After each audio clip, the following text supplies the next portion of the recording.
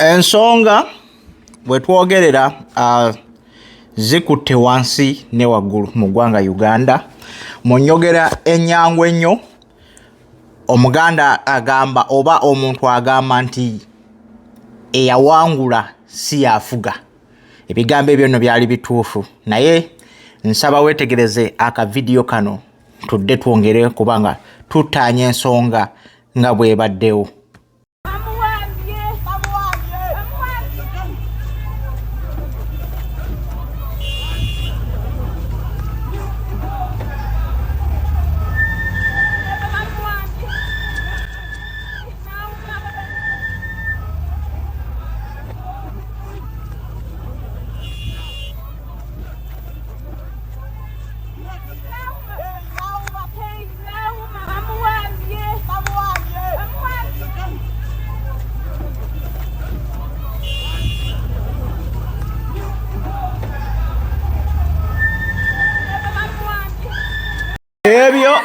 Ebyo byolaba bituuseewo e Masaka eyo nga bawamba Justine Nameere. Katono nnyo era nsaba owuliriza obubaka buno okuva eri bbaawe. Abantu abasinga basoose ne balowooza byakusaaga, but bbaawe azze n'akakasibwa ddala ensonga gye boogeddeko ey'okubanga mukyala we awambibwa. Agambye bw'ati: mu masasi nga gavuga Mungu ansobozesezza okutoloka nenziruka kwe kubanga ndi wano.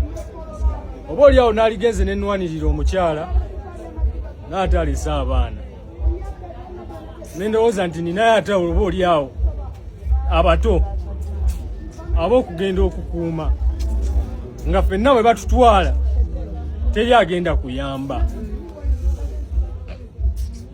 Mungu n'ansaasira nenziruka.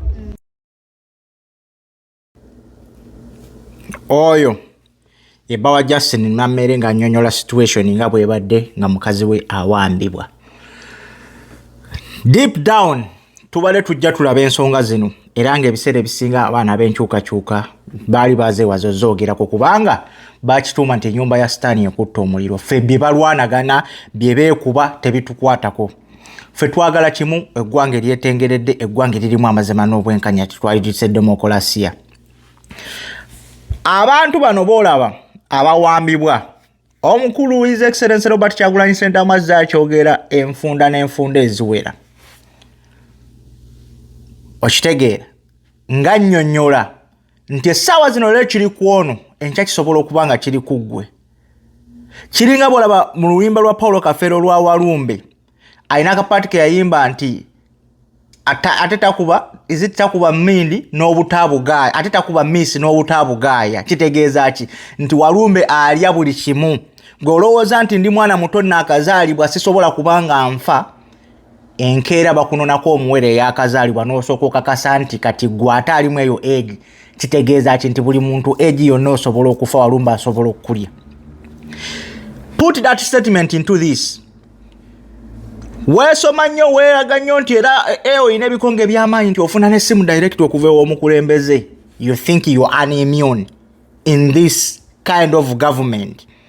Waliwo oba yali ani yayogera ku social media awo nga Mwami Museveni yakalayira nti essaawa zino kye tugendamu kati is the portrait picture of a really military rule gye tugendamu. Babadde nga bawogera enkya neggulo nti abantu bawambibwa, abantu ebiseera ebisinga nga babiteekamu okubalaata nga tekinnatuuka ku sigamba nti ekituuse ku Justine Nameere kyakusanyukirwa nti nkuba embuutu nti wa NRM Nameere bamuwambi yabba n'akalulu biki. No, that's not how we're supposed to be governing the country. We condemn abduction of the people at a high level, but before we go again deep into that, I want to read for you a statement okuva ewa General Muhoozi Kainerugaba yagitweetinze olunaku olw'ejjo. Yatweetinze statement eno ng'agamba, I advise some ladies to steer clear of some of these issues. It doesn't matter how many times Mzee calls you, that doesn't make you amount to anything. I remember Winnie Kalagwa being as excited as some of you in 1986. When you read that statement, what does it imply? Gwe na omuntu gwe tubadde tumanya afuna oba abamu ku bana abali aba NRM are receiving a call directly from Mwami Museveni abadde Justine Nameere. And again, Mwami Muhoozi ono kenyini yavuddeyo ko nga advisinga akawala ak'emasaka mu tweet gye yakoze emabega keeri okubanga kava ku Mr. Kabanda oba Daudi Kabanda nti olw'ebyo bye yayogedde teyabyeyiyiriza wabula byamutumiddwa. Okitegeera. So mu bufunze abadde nga gy'abalabula ekyo kikulaga ki? Nti kikulaga nti obuyinza okusalawo ekyenkomeredde is not guaranteed by Mwami Museveni. No.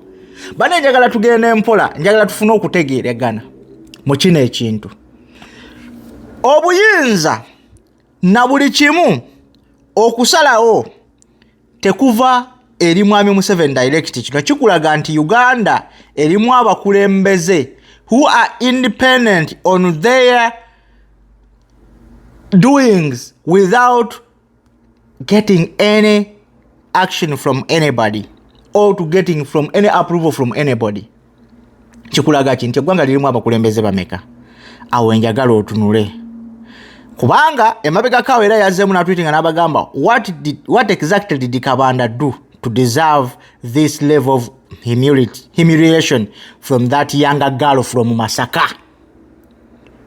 Aba mpulira. Naye mwe mulina ekintu kye mutannalaba wano ekigendera ddala mu maaso ag'eggwanga lyattu Uganda. Naye ng'ate waliwo wano tweet gye nkyayagala okunoonyaako eya Mwami General Muhoozi olabe nti omusajja byabagamba mulina okubiteekako omwoyo, si byakumala geetakulira bwetakulizi. Then tugende maaso n'okudivating into this. Still on speakership race. Waliwo wano tweet gye nkyanoonya eya Mwami Muhoozi.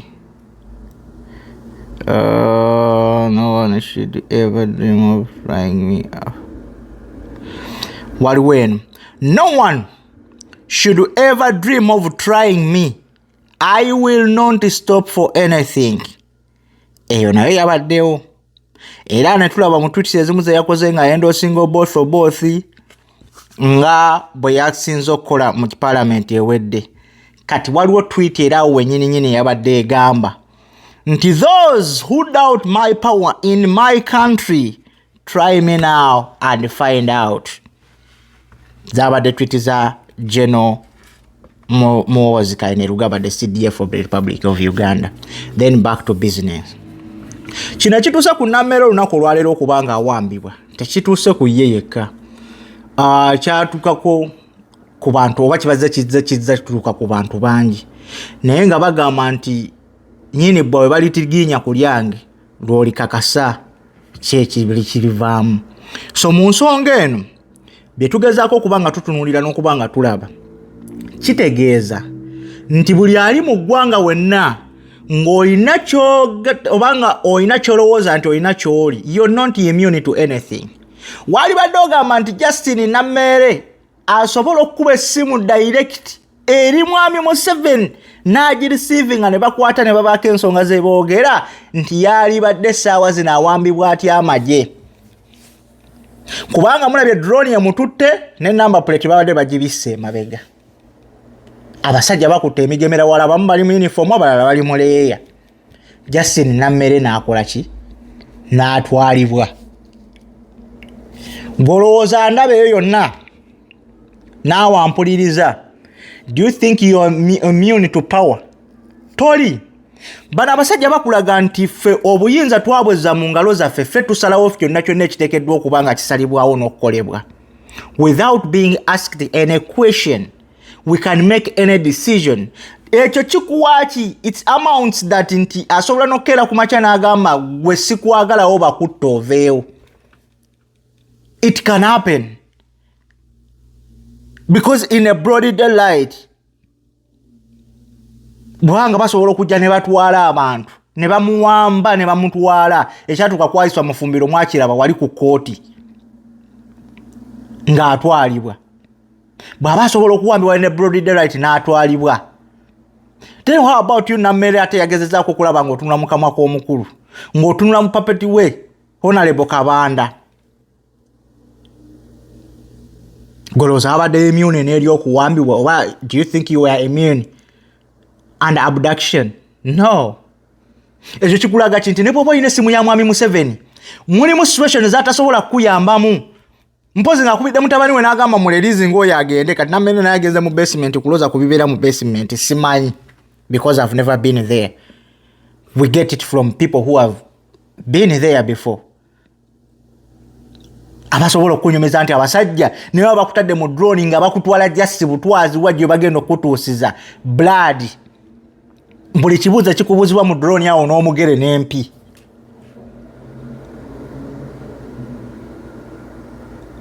Lino eggwanga omusajja bw'agamba nti kola kino kyesonyiwe nga bw'olaba CDF, weetegulemu. Kati nzira ku bantu mwenna abaali banenya His Excellency Robert Kyagulanyi Ssentamu, lwaki yadduka, yali baddewo n'alwana biki. This is what is happening. Ngodamu okoshoninga omusajja nti lwaki yeesegulamu n'atambula n'akwate kubo n'agenda ku bino ebigenda mu maaso. Mwali baddemu musapootinga n'abusapootinzi nti yakola ekirimu amakulu, nti ne yeekweka abasajja ne bamunoonya okwetooloola eggwanga lyonna nga tebamulaba. Bw'abanga omusajja yawaako order eyamumuleeta oba mulamu oba mufu, bw'abanga omusajja yapostinga ebifaananyi by'omukazi n'agamba wano twale tuli mu katunyanga katuyambako okumanya Bobi Wine gyali. After Museveni, the next big thing in Uganda kyosobola okwogerako is His Excellency Bobi Wine. But bw'otunuulira treatment gye bazze bayisaamu abantu bano, wali badde weekuba mutima noga, no one is immune, no one is safe. Mwenna abavaayo ne mwogera ne muyapinga yap time eyo etannatuuka. Era nsaasira ono wa communication wa NRM ye yali ani era atandise okwetwala ne CDF bana erinnya lidduse mu mutwe. Oyo omusajja omunene kabula kate wawona ebiseera bye wajjiramu mwali mu biseera bya kalulu. Yali ndooza twali twakava mu kulonda awo we byatabukira awo.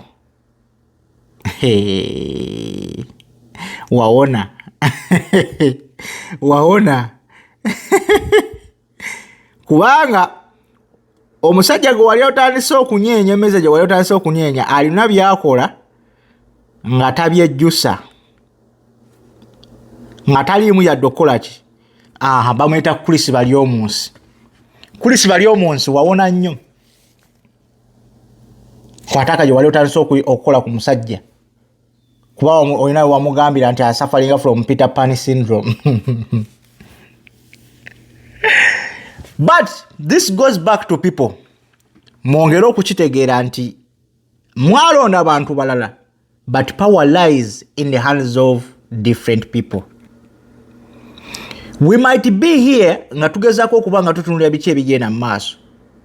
Mwami Museveni asobola okuba nga mumulaba yalondebwa nga the president of the Republic of Uganda, but the people with the power or the people that possesses power, they are different. Mwami Museveni can be there as a picture, but behind him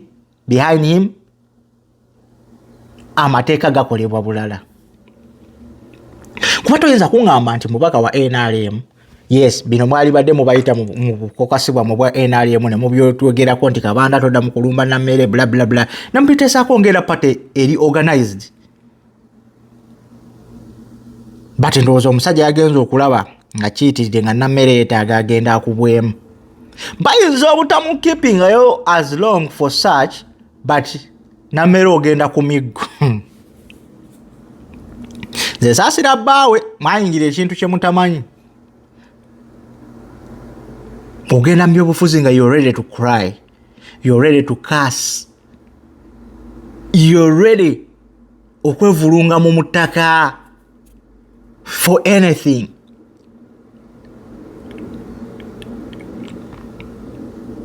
Bino bye bintu bye muteekeddwa okubanga muvumirira leero enkya naluli kyova olaba mwami Bobi Wine oluwazzenga ng'akwata omuzindaalo ekintu kyasooka okwolekeza abantu. Bannaye mulekerawo ekiwamba abantu azze abyogera enfunda ez'enjawulo, sigamba nti bye bigambo byokka byaba alina ku mumwa, wabula azze nga abyogera nga ini kesi singa kinaakeera ku makya ne kituuka ku ggwe temugenda gamba mbu beesulireyo gwa nagamba beesirikidde. They did nothing, he did everything it takes. Ogezaako okuvumirirwa ebikolwa bino ebibadde bigenda nga maaso ebyokuwamba abantu, which is until today abantu bakyasobola okujja ne bawambibwa nga ku mirembe egyali egy'Amin. Nti gwe nga tolina right yonna ekkirizibwa kucriticizinga Idi Amin Dada ne ku bye yali akoze, though he was a patriotic, but buli kirungi kyonna kibaako akamogo. Yalina ebibi bye wadde yakolera eggwanga. Ne buno obukulembeze bulina ebirungi byabwo, naate kati ebibi ebiri mu bukulembeze bwali jiimu eno eya Mwami Museveni ebirungi bitandise okubikkibwa ebibi ebikolebwa. Kubanga omuntu yenna bw'aba azzizza omusango oba bw'oba olowooza nti yeetaaga okuba ng'ateekebwa in courts of law or anywhere, summon that person, serve that person, let that person report to the police station, let that person be taken to court and be judged accordingly under the laws.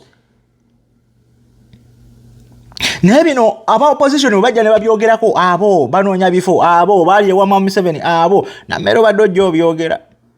Mwami Kabanda wakukusa mukyala omukazi ali fake mbo mutwalire simanya His Excellency Mwami Museveni, simanya abawe billions za dola, tubuulire sente ze wakoze simanya mu MK nga musuubiza abantu mugenda kola charity zaalazeewa bye mbaddengamu. Kati essaawa zino okaliko kwocha. Bw'osobola okulowooza nti Nameere ovaayo olina abantu b'oprotectinga, naye munnange you're shaking a table eriko ebyokunywa ebiri expensive. Mwe musobola okulowooza nti mulwanira sipiika ye kennyini n'atasobola nakubanga agenda kuyitamu, kubanga ekyo kikulaga nti waba basobola okujja kati gwe ne bakutwala. Tulowooza nti omusajja gwe basazeewo nti yagenda okuba sipiika wa parliament asobola obutaba. Kubanga kati ekiri ku muwoze essaawa zino asobola n'okera ku makya n'agamba Mwami Museveni amaze okulayira n'esiye mukulembeze w'eggwanga Uganda mpambi nze nfuga kati. Ekyo nakyo kisobola okusoboka kuba akisobola. Ye CDF oba okafuna. Kati kitegeeza gwe Nameere bwe wali oyingira mu Ghana amazina oba wali otuula ku ttebe eriko ebyokunywa byeri expensive, wali badde omanya where you ending, where you put your mouth in, guteekeddwa kukomawa. N'omanya nti kale speaker tebagenda kumuwa bamugyeko baba withdrawing their support from her, then what to do next? Tuula wansi munoonye strategy endala gye musobola okukonvisingamu abantu bano okufuukula nga naye bino bye mulimu. Yes, ffe twagala mulwanagane obutakkanya butuukewo mu kibiina kyonna kisansulukuke. Nze nkisabira. Okitegeera? Era ne bwe bukera ku makya CDF n'agamba nti kati ngenze speaker naye aliko muwambye nani buli agezaako okubanga ayogera against me muwambye nga ba NRM bawambe.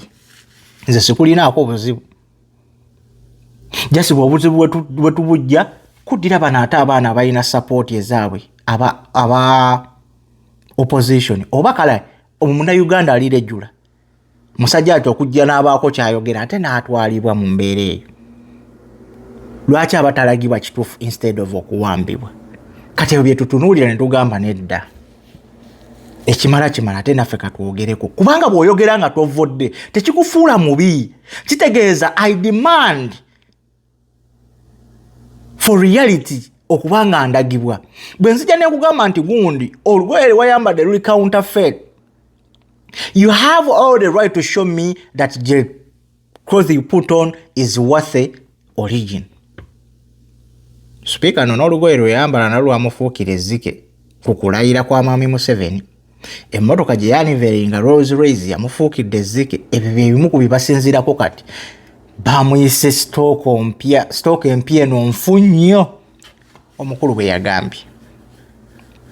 So ebyo bye bituusewo ku Nameere naye nga tumusabira babeere nga bamuta whatsoever aba nga talina musango gwe yakoze, babeere nga bamuta. Bw'aba nga alina omusango asimbibwe mu maaso ga kooti yeewozeeko famire esobole okumanya wa waali ewatuufu. Okitegedde? So n'olw'ensonga eyo mubeere bulungi, mweraba.